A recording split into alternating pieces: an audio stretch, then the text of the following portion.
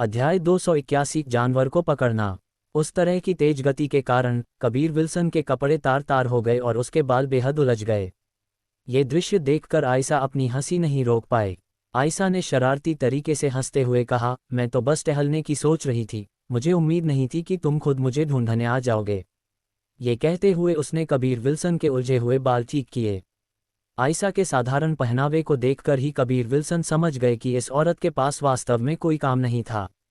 वह पिल aroma paradise की पर्यवेक्षक थी, फिर भी कुछ साल पहले वह वास्तव में सांसारिक दुनिया सेक्युलर वर्ल्ड में गई और तो और उसने सांसारिक दुनिया से कुछ अच्छे होनहार लोगों का अपहरण करके उन्हें कीमियागर बना दिया।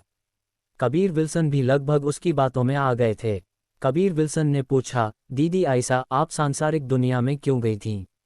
आयशा ने गहरी सांस लेते हुए कहा, बेशक, मैं वहां जांच करने गई थी कि सांसारिक दुनिया के गायब होने से पहले क्या हो रहा है, और यह भी पता लगाने गई थी कि उसके गायब होने का कारण या सुराग क्या है। हालांकि मुझे कुछ नहीं मिला, बल्कि इसके बजाय मुझे तुम जैसा खजाना मिल गया। मुझे बस इस बात का पछतावा है कि उस समय मैंने जोर नहीं दिया, नहीं तो मैं तुम्हें पिल अरोमा पैराडाइज में घसीटने के लिए सख्त तरीके अपनाती। कबीर विल्सन को संदेह था कि आयशा पहले से ही जानती थी कि उनके पास यिन और यांग दिव्य नस दिव्य वेन है, और यही कारण था कि उसने उन्हें पिल अरोमा पैराडाइज में खींचने की कोशिश की, यहाँ तक कि ऐसे कपड़े पहनकर खुद को बेचा जो किसी भी पुरुष का खून खौला दे। जैसे ही उसकी आकृति उनके दिमाग में आई, कबीर विल्सन का चेहरा हल्का लाल हो गया। आयशा आगे चलती रही और हंसते हुए बोली, तुम्हें इस दीदी के थोड़ा और करीब रहना पड़ सकता है। मैं देखती हूँ कि तुम अब कितने मजबूत हो। बोलते बोलते वह पहले ही जंगल में दौड़ चुकी थी। कबीर विल्सन ने अपने होंठ भींचे और फिर उसका पीछा किया। कबीर विल्सन की चिंग गोंग उड़ने की कला काफ़ी अद्भुत थी। हालांकि उनका शरीर गठीला था, लेकिन जिस तरह की हल्की और फुर्तीली चपलता वह दिखा रहे थे, वह आयशा से कहीं बेहतर थी। इसका श्रेय उनके द्वारा उपयोग किए जा रहे एजियो ड्रैगन ट्रू क्यूई में मौजूद वायु शक्ति को दिया जा सकता था, जिसने उनके शरीर को बहुत हल्का बना दिया था। जंगल में एक आदमी और एक औरत पेड़ों की चोटी पर मौजूद पत्तों पर पैर रखते हुए तेजी से छलांग लगा रहे थे, मानो वे जमीन पर क्षैतिज रूप से उड़ रहे हों। उनकी गति इतनी तेज थी कि पलक झपकते ही वे 100 झांक लगभग 333 मीटर से अधिक दूरी तय कर चुके थे। कबीर विल्सन आयशा को पकड़ नहीं पा रहे थे, जबकि आयशा मन ही मन कबीर विल्सन की शानदार लेकिन सामान्य चपलता तकनीक की प्रशंसा कर रही थी। बेशक, कबीर विल्सन की गति ने उन्हें और भी हैरान कर दिया था। यह उनकी कल्पना से कहीं अधिक तेज थी। आधे दिन तक दौड़ने के बाद भी कबीर विल्सन की सांस जरा भी नहीं फूली। उनके शरीर के अंदर ट्रू क्यूई सच्ची ऊर्जा इतनी ताकतवर थी कि उन्होंने उसका एक अंश भी खर्च नहीं किया था। इससे आयशा, जो उन्हें देख रही थी, मन ही मन कबीर विल्सन की प्रशंसा करने लगी। आयशा अचानक धीमी हो गई ताकि कबीर विल्सन उनका इंतजार कर सकें। कंधे से कंधा मिलाकर वे पेड़ों के ऊपर छलांग लगा रहे थे। छोटे शैतान, तुम्हारी ताकत बुरी नहीं है। तुम्हारा शरीर और ट्रू क्यूई बहुत जबरदस्त हैं। ये हर कोई नहीं कर सकता, और फिलहाल मैं भी यह नहीं कर सकती। इससे पहले उसने कबीर विल्सन को पकड़ा था और पलक झपकते ही वे ब्लूम सिटी के अंदर से बाहर निकल गए थे। यदि कबीर विल्सन का शरीर मजबूत नहीं होता तो उस तरह की भयानक गति से वह पहले ही टुकड़े टुकड़े हो गए होते। इसी कारण से आयशा ने निष्कर्ष निकाला था कि कबीर विल्सन का शरीर बहुत मजबूत है। कबीर विल्सन ने गर्व से हंसते हुए कहा, बेशक। आयशा ने लाचारी से आह भरते हुए कहा, इसमें कोई हैरानी नहीं कि रूही तुम्हें इतना महत्व देगी। अफसोस, तुम्हें किसी और ने ढूंढ लिया। सचमुच, जल्दी पहुंचने वाला पक्षी ही दाना चुगता है। कबीर विल्सन इस विषय को जारी नहीं रखना चाहते थे, इसलिए उन्होंने बस इतना कहा, प्रिय दीदी, हम शक्तिशाली स्पिरिट जानवरों स्पिरिट बीस्ट्स को कब देख सकते हैं? आयशा ने पूछा, हमें और गहराई में जाने की ज़रूरत है। तुम एक स्पिरिट जानवर को पकड़ना चाहते हो, है ना? क्या तुम्हारे पास गहन जानवर का थैला प्रोफाउंड बीस्ट बैग है? कबीर विल्सन मूल रूप से खरीदना चाहते थे, लेकिन कौन जानता था कि जैसे ही उन्होंने कहा कि वह एक स्पिरिट जानवर को पकड़ना चाहते हैं, आयशा ने उन्हें पकड़ लिया और खिड़की से बाहर शहर के बाहर उड़ गईं। मेरे पास नहीं है। आपको किसने कहा कि मुझे बोलने न दें और मुझे खींच लें? जैसे ही कबीर विल्सन वापस जाकर खरीदने का इरादा किया, आयशा मुस्कुराई, इसे ले लो छोटे शैतान, इसे अपना उपहार समझो। मुझे याद है कि सांसारिक दुनिया में तुमने मुझे हेल स्पिरिट ग्रास का एक छोटा टुकड़ा दिया था। एक गहन जानवर का थैला कम से कम 10 मिलियन क्रिस्टल पत्थरों के लायक था, और इससे भी अधिक। इसे खरीदना इतना आसान नहीं था। चूंकि इसे एक धनी मालकिन ने भेजा था, कबीर विल्सन ने इसे शांति से स्वीकार कर लिया। गहन जानवर का थैला और भंडारण थैला स्टोरेज पाउच उनकी उपस्थिति के संबंध में अलग नहीं लगते थे, फिर भी अंदर काफ़ी बड़ा अंतर था। आयशा का रंग अचानक गहरा हो गया क्योंकि उसने काफ़ी गंभीर लहजे में कहा, छोटे शैतान, ये दुनिया उतनी सामान्य नहीं है जितनी तुम कल्पना करते हो।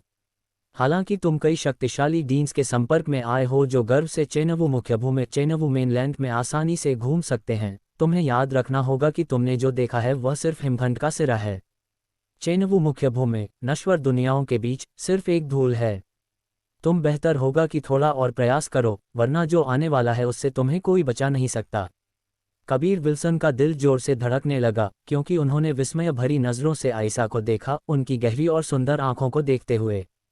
कबीर विल्सन को ऐसा महसूस हुआ जैसे उन्हें पूरी तरह से देखा जा चुका है।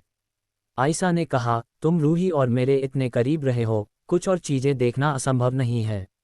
यह मत सोचना कि हम सिर्फ अपनी दिखावट के कारण कमज़ोर हैं। मैं और रूही, हालांकि चेनवू मुख्यभूमि में सबसे शक्तिशाली नहीं हैं, लेकिन जब तक हम चाहें, चेनवू मुख्यभूमि को नष्ट करना कुछ ऐसा है जिसे हम पूरा कर सकते हैं। आयशा की आवाज़ बहुत गंभीर थी, वह एक कनिष्ठ को अनुशासित करने वाले एक सख्त वरिष्ठ की तरह लग रही थी। क्या दीदी रूही जानती हैं? आयशा ने सिर हिलाया, उन्हें दोष मत दो। उनका और मेरा संबंध वैसा नहीं है जैसा अफवाहों में बताया जाता है, हमारे संबंध बहुत अच्छे हैं। उन्होंने मुझे अपना विश्लेषण सुनने दिया, जिससे मुझे थोड़ा सा अंदाज़ा लगाने का मौका मिला। कबीर विल्सन ने हल्की आह भरी, उन्होंने और रूही ने चुंबन किया था। वह ये कैसे नहीं जान सकती थी कि कबीर विल्सन के पास यिन और यांग दिव्य नस है। रूही यह भी जानती थी कि उनके एक्सट्रीम मार्शल एक्ट के 3 दिग्गजों के साथ बहुत अच्छे संबंध थे, इसलिए उन्हें एक्सट्रीम मार्शल एक्ट के निषिद्ध क्षेत्र में मुहरबन जीटन से जोड़ना दूर की कौड़ी नहीं था। कबीर विल्सन ने वास्तव में सोचा था कि रूही बहुत सीधी सादी हैं, लेकिन आखिरकार वह 10,000 से अधिक वर्षों तक जीवित रही थी और वह कभी कभी बहक जाते थे और इस तथ्य को नज़रअंदाज कर देते थे। हालांकि रूही उनके लिए बहुत अच्छी थी और यह कुछ ऐसा था जिसके बारे में वह बहुत स्पष्ट थे। खुद के स्वर्ग की एक गर्वित बेटी, proud daughter of the haven के दिल को जीतने के बारे में सोचते हुए उनके चेहरे पर एक गर्व भरी मुस्कान उभर आई। ये देखकर आयशा ने चुपके से अपने होंठ चबाए। आयशा ने धीमे से फुसफुसाते हुए कहा, तुम मरने के बजाय बदलोगे, तुम छोटे शैतान। कबीर विल्सन ने हंसते हुए कहा, प्रिय दीदी, मैं जानता हूं कि आप चिंता कर रही हैं कि मैं एक खूबसूरत महिला से भ्रमित हो जाऊंगा, लेकिन यह मत भूलिए, पहले आप मेरे सामने नग्न थीं, फिर भी आप मुझे पा नहीं सकी। हाँ हाँ। आयशा का चेहरा लाल हो गया क्योंकि उसने कुछ बार थूका। इस बिंदु के संबंध में वह न तो मना कर सकती थी और न ही कबीर विल्सन की मानसिक स्थिति की प्रशंसा किए बिना रह सकती थी। कबीर विल्सन और आयशा ने भी इस मामले पर बातचीत जारी नहीं रखी। कबीर विल्सन ने महसूस किया कि उनके छिपाने के साधन काफ़ी चतुर नहीं थे और उन्हें दूसरे पक्ष ने पूरी तरह से देख लिया था। सांसारिक दुनिया में भी आयशा ने पहले ही खोज लिया था कि उनके पास यिन और यांग दिव्य नस है। बेशक यहाँ तक कि सिमी और भूमिका को भी उम्मीद नहीं थी कि आयशा और रूही इतनी जबरदस्त होंगी। उनकी वजह से कबीर विल्सन ने सोचा था कि उनके छिपाने के साधन बहुत चतुर थे, लेकिन अब यह उल्टा पड़ गया। अंगूठी रिंग के अंदर की दोनों महिलाएं चिंतन कर रही थीं। इससे पहले दक्षिणी बंजभूमि में कबीर विल्सन को लगातार जेमिनी द्वारा खोजा जा रहा था और अब आयशा की बात सुनकर वे और भी संशय में थीं। समय बीतता गया और आकाश में अंधेरा हो चुका था। एक पेड़ के नीचे आयशा और कबीर विल्सन कुछ दानव जानवर डेमन बीस्ट के मांस को भून रहे थे। पूरे दिन के दौरान वे किसी भी स्पिरिट जानवर को खोजने में विफल रहे थे और उन्हें केवल कुछ दानव जानवर ही मिले थे। आयशा ने कहा, खाने के बाद 100 जानवर गोलियां 100 बीस्ट स्पिल्स निकालो। अगर हम इस चाल का इस्तेमाल नहीं करेंगे तो ये कभी काम नहीं करेगा। इस समय उसका मुंह पूरी तरह से चिकना था और इसे देखकर कबीर विल्सन बहुत अधिक उसके होठों को चाटना चाहते थे। कबीर विल्सन ने 10-100 जानवर गोलियां निकालीं। उन्होंने हंसते हुए कहा, 10 शक्तिशाली स्पिरिट जानवरों को आकर्षित करने के लिए पर्याप्त होनी चाहिए। 100 जानवर गोलियां का एक और नाम भी था, इसे आकर्षित जानवर गोली अट्रैक्टिंग बीस्ट पिल कहा जाता था। जानवरों के लिए ये बहुत आकर्षक थी, भले ही वे दूसरे क्षेत्र में दूर हों, एक स्पिरिट जानवर अभी भी उसकी गंध सूंघ सकता था। 100 जानवर गोलियां को बहुत देर तक बाहर नहीं रखा गया था, फिर भी आकाश को पूरी तरह से घेरने वाली एक जानवर की दहाड़ पहले ही गूंज उठी थी। इस दहाड़ को सुनकर आयशा का कोमल शरीर अचानक कांप उठा क्योंकि एक डर का भाव पूरी तरह से उसके चेहरे पर छा गया। अध्याय 282 श्वेत व्याघ्र परिवार। आयशा का चेहरा देखकर कबीर विल्सन ने जल्दी से पूछा, ये कौन सा जानवर है? आयशा ने बस सिर हिलाया और गंभीर स्वर में बोली, 100 जानवर गोलियां वापस रख लेना बेहतर है, इस जीव से निपटना आसान नहीं है। जैसे ही कबीर विल्सन ने गोलियां वापस रखीं, रिनी ने तिरस्कार के साथ कहा, यह सिर्फ एक श्वेत व्याघ्र व्हाइट टाइगर है और वह भी ज्यादा बूढ़ा नहीं। क्या, एक श्वेत व्याघ्र? कबीर विल्सन ने हैरानी से कहा। रिनी ने समझाया, हाँ, श्वेत व्याघ्र, दंतकथाओं का पौराणिक वध का देवता। श्वेत परिवार व्हाइट फैमिली हर दुनिया में लगभग वितरित है। हालांकि जो लोग श्वेत व्याघ्र दिव्य जानवर व्हाइट टाइगर डिवाइन बीस्ट के स्तर तक पहुंच सकते हैं, वे बहुत कम हैं। लेकिन फिर भी श्वेत परिवार को हल्के में नहीं लिया जा सकता। वे बहुत मजबूत होते हैं, उनमें से हर एक के पास अत्यधिक सघन वध की ऊर्जा स्लॉटर क्यूइक होती है। आयशा ने अपनी आंखें बंद कर लीं, जैसे वह कुछ महसूस करने की कोशिश कर रही हो। थोड़ी देर बाद उसने कहा, ये ट्रू मार्शल दायरे ट्रू मार्शल रील्म के 7वें स्तर के आसपास का श्वेत व्याघ्र है। यदि तुम इस स्पिरिट जानवर को पालना चाहते हो तो तुम्हें न केवल भारी मात्रा में संसाधनों की आवश्यकता होगी, बल्कि तुम्हें ऐसी ताकत भी दिखानी होगी जो श्वेत व्याघ्र को तुम्हें स्वीकारने लायक लगे। दूसरे शब्दों में, तुम्हें इसे लड़ाई में हराना होगा। कबीर विल्सन ने अपनी मुट्ठियां भींच लीं। ये 7वें या 8वें ग्रेड का स्पिरिट जानवर था। अगर यह कोई मार्शल कलाकार होता जो इससे थोड़ा मजबूत भी होता, तो वे मुश्किल से इसका सामना कर पाते। स्पिरिट जानवर अपने मानव समकक्षों की तुलना में अपेक्षाकृत अधिक मजबूत होते थे। हालांकि स्पिरिट जानवरों में कोई मार्शल कौशल नहीं होता था, वे स्वाभाविक रूप से शक्तिशाली शरीर और काफ़ी मजबूत लड़ाई कौशल के साथ पैदा होते थे। कई मार्शल कौशल स्पिरिट जानवरों के लड़ाई कौशल पर आधारित थे। इससे ये देखा जा सकता है कि स्पिरिट जानवर मनुष्यों की तुलना में अधिक मजबूत थे, खासकर वे जिन्होंने अपनी बुद्धि जागृत कर ली थी। आयशा ने आग्रह किया, श्वेत व्याघ्र से मिलना तुम्हारे लिए काफ़ी अच्छा है। ये श्वेत व्याघ्र बहुत दुर्लभ होते हैं। अगर तुम डरते हो तो मैं तुम्हें दूर ले जा सकती हूँ। जल्दी फैसला करो, वह आ रहा है।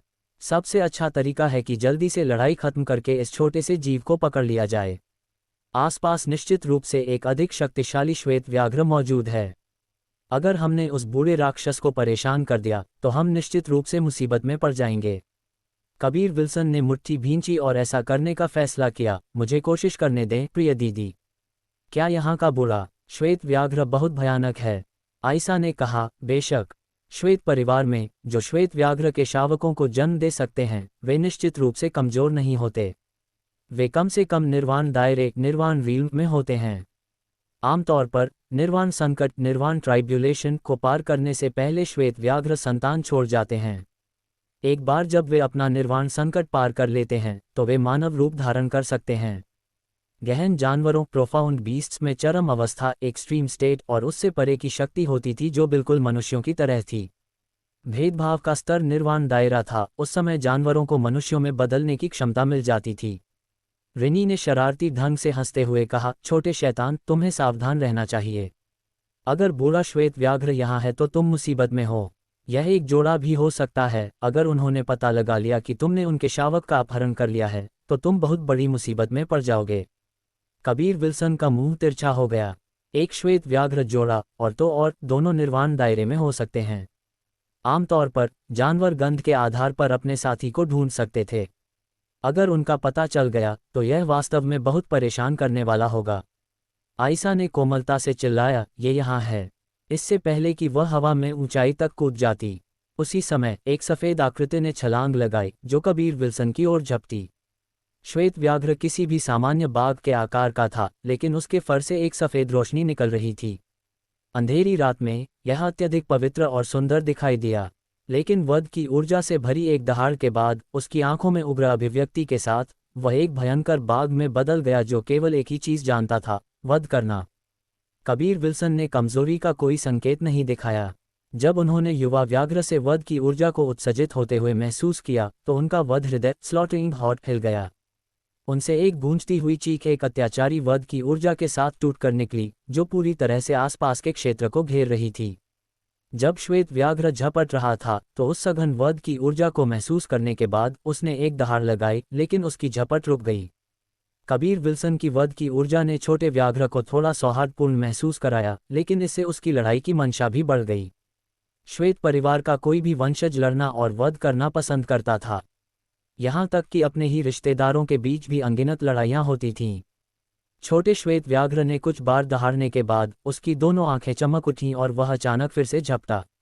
उसकी गति ने कबीर विल्सन को दंग कर दिया और उन्हें सीधे जमीन पर धकेल दिया गया। उनके दोनों कंधों को दो विशाल बाघ के पंजों से कसकर पकड़ लिया गया था। नुकीले पंजे कबीर विल्सन के कंधों में घुस गए, जिससे वह दर्द से कराह उठे। बैंग! श्वेत व्याघ्र की ऊर्जा बढ़ गई क्योंकि उसके पंजों से क्यूई का एक शक्तिशाली विस्फोट बाहर आया, जो कबीर विल्सन के कंधे पर प्रभावित हुआ। इससे कबीर विल्सन को ऐसा महसूस हुआ जैसे उनकी हड्डियां टुकड़ों में कुचली जाने वाली हैं। कबीर विल्सन ने दांत भींचे और दर्द को सहन करने की पूरी कोशिश की। उन्हें उम्मीद नहीं थी कि श्वेत व्याघ्र वास्तव में इतना जबरदस्त होगा। उसकी गति और शक्ति दोनों एक अथाह विस्फोटक बल से भरी थीं। अगर वह अमर और शैतानी शरीर इमोर्टल एंड डेविल बॉडी के 5वें स्तर पर नहीं होते, तो कबीर विल्सन को युवा श्वेत व्याघ्र द्वारा जारी ऊर्जा से टुकड़ों में कुचल दिया जाता। युवा श्वेत व्याघ्र ने कबीर विल्सन पर कई बार दहाड़ लगाई, जैसे वह अपनी जीत पर गर्व महसूस कर रहा हो। वह उत्साहित महसूस कर रहा था क्योंकि उसने खुद से अपेक्षाकृत मजबूत वध की ऊर्जा वाले किसी व्यक्ति को गिरा दिया था। उन बर्फ सफ़ेद नुकीले दांतों को धीरे धीरे पास आते देखकर कबीर विल्सन ने एक गर्जनापूर्ण ड्रैगन दहाड़ निकाली, जिसने अचानक एक शॉकवेव जारी की और आसपास के पत्तों को सरसराहट के लिए मजबूर कर दिया। कबीर विल्सन के मुंह से एक आसमानी आभा उमड़ पड़ी, साथ ही उग्र बिजली की धारियां भी निकलीं। अचानक विनाशकारी बल से भरी एक हवा की आभा ने सीधे उस युवा श्वेत व्याघ्र पर बमबारी की, जो उसके मुंह से उसके शरीर के अंदर चली गई, जिससे वह युवा श्वेत व्याघ्र दबी हुई दहाड़ में फूट पड़ा जो खांसी की तरह लग रही थी, इससे पहले कि उसने कबीर विल्सन पर अपनी पकड़ छोड़ दी। हालांकि कबीर विल्सन के कंधों में दर्द हो रहा था, फिर भी वह अपने सामने के दृश्य पर हंसे बिना नहीं रह सके। उनके द्वारा जारी की गई एजियो ड्रैगन दहाड़, नीला ड्रैगन दहाड़, उमड़ पड़ी और उसका अधिकांश बल युवा श्वेत व्याघ्र के अंदर चला गया। युवा श्वेत व्याघ्र ने गुस्से में दहाड़ लगाई, फिर बिजली की तरह एक बार फिर कबीर विल्सन पर झपटा। हालांकि ये जाहिर तौर पर पहले की तुलना में धीमा था। अभी कुछ देर पहले कबीर विल्सन ने नुकसान उठाया था, इसलिए उन्होंने पहले ही सबक सीख लिया था। इस बार वह बचे नहीं, बल्कि इसके बजाय एक थप्पड़ मारा जैसे सार्वभौमिक true QE, universal true QE उमड़ पड़ी, जो एक भयंकर कंपन शक्ति में बदल गई। चौंकाने वाला स्वर्ग हथेली शॉकंग हेवन पाम युवा श्वेत व्याघ्र के सिर की ओर टकराए। हथेली ने अभी तक युवा श्वेत व्याघ्र से संपर्क नहीं किया था, फिर भी हथेली का बल पहले ही फूट चुका था, जिससे तीव्र शॉक वेव चारों दिशाओं में फूट पड़ी, जिसके केंद्र में कबीर विल्सन थे। अचानक आसपास के पेड़ तीव्र शॉक वेव से ढह गए और यहाँ तक कि जमीन भी फटने लगी थी। युवा श्वेत व्याघ्र के शरीर को छोटा नहीं माना जा सकता था, फिर भी इन भयानक कंपन शक्ति ने उसे दूर फेंक दिया, जिससे वह पास के तने से टकरा गया। जैसे ही उसका भारी शरीर लकड़ी से होते हुए जमीन पर गिरा, उसका सफ़ेद फर रेत से ढंक गया। इसे देखकर श्वेत व्याघ्र अत्यंत दयनीय और अस्त व्यस्त स्थिति में दिखाई दिया। कबीर विल्सन ने शरारती ढंग से हंसते हुए कहा, ये जीव काफ़ी सीधा सादा लगता है।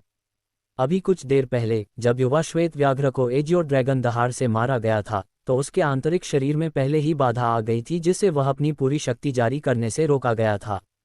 अगर यह कोई इंसान होता तो वे निश्चित रूप से कबीर विल्सन पर हमला जारी रखने से पहले पहले प्रभावों को खत्म कर देते, अन्यथा उनके हमले पर प्रतिकूल प्रभाव पड़ता। आयशा भी बार बार चौंक गईं। कबीर विल्सन की ताकत वास्तव में बहुत भयानक थी, इस तरह की अत्याचारी शक्ति आश्चर्यजनक थी। वह जानती थी कि कबीर विल्सन 5 तत्वों की ट्रू क्यूई का अभ्यास करते हैं, और उन्होंने अटकल लगाई कि कबीर विल्सन पहले ही इन 5 तत्वों की ट्रू क्यूई को एक साथ मिला सकते हैं। तभी वह इस तरह की अदृश्य और रंगहीन फिर भी अजीब तरह से भयावह ट्रू क्यूई जारी करने में सक्षम होंगे। युवा श्वेत व्याघ्र ने एक धीमी दहाड़ निकाली। वह अत्यंत क्रोधित दिख रहा था। उसने अपना सिर उठाया और एक और दहाड़ निकाली। जमीन अचानक हिल गई क्योंकि वह धीरे धीरे कबीर विल्सन की ओर चलने लगा। हर कदम के साथ जमीन जोरदार ढंग से कांप उठती थी। हालांकि अगर कोई ध्यान से देखे तो वह पता लगा सकता था कि उसके चारों अंग पहले ही जमीन छोड़ चुके थे। वह वास्तव में हवा में चल रहा था, फिर भी एक अदृश्य शॉकवेव जारी कर रहा था जिसने पृथ्वी को हिला दिया। कबीर विल्सन जानते थे कि उन्होंने इस युवा श्वेत व्याघ्र को गुस्सा दिला दिया है। अगर उन्होंने अभी कुछ देर पहले जो हथेली दिखाई थी वह 7वें स्तर के ट्रू मार्शल दायरे के मार्शल कलाकार के सिर पर उतरती, तो भले ही वह मार्शल कलाकार मरा नहीं होता, उन्हें निश्चित रूप से गंभीर चोटें लगतीं। फिर भी श्वेत व्याघ्र वास्तव में पूरी तरह से अप्रभावित लग रहा था, गुस्से में बदलने के अलावा।